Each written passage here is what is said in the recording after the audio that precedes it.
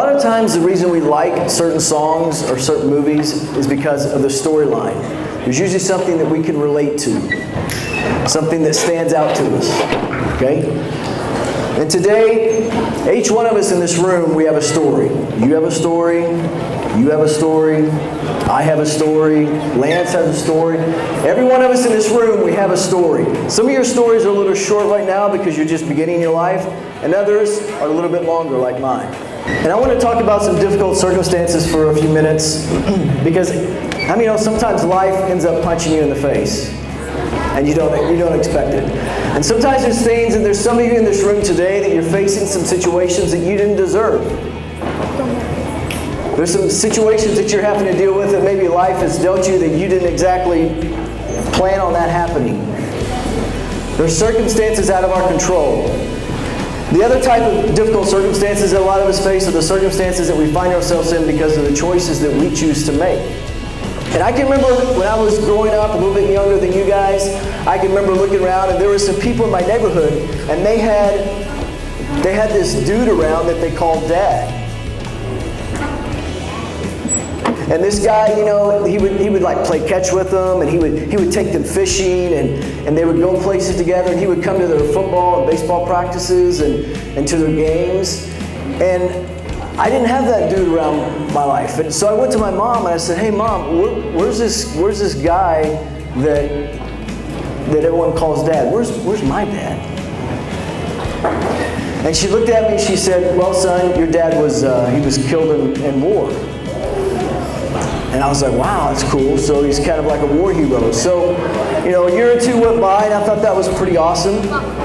And then one night I was sitting in my living room, we're watching TV, and there was a movie on, and it was a war movie, and they had gone to visit the family of one of their sons who'd been killed in war, and they'd gone to visit them, and they were at the graveyard. And I turned to my mom, and I said, "Hey Mom," I said, "I want to go see my dad's grave." And she looked at me and she got up out of the chair, she turned the TV off and she sat down next to me on the floor and she said, "Son, I need to ask you forgiveness because I lied to you. The truth is your dad wasn't killed in the war. The truth is he lives here in town, he'd already had a couple kids and he just didn't want the responsibility of being a dad again." His mom. So I grew up in a single parent home.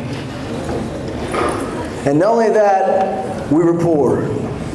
You've heard the expression, "We're so poor we can't pay attention." Well, we could pay attention, but we didn't have much change left over. I mean, it was poor. I know what it's like to stand in line to go and get government cheese.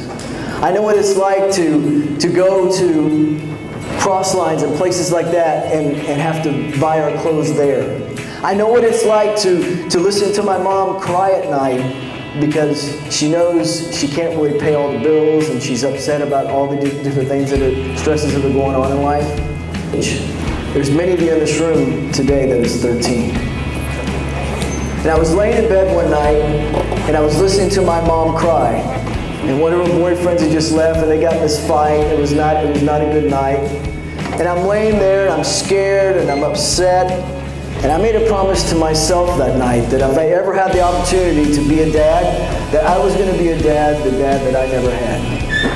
And as I got older, that confusion and that hurt and that not understanding what really happened and why my dad did what he did, and seeing my mom have to go through all the different stuff that she went through, that started to change when I got older.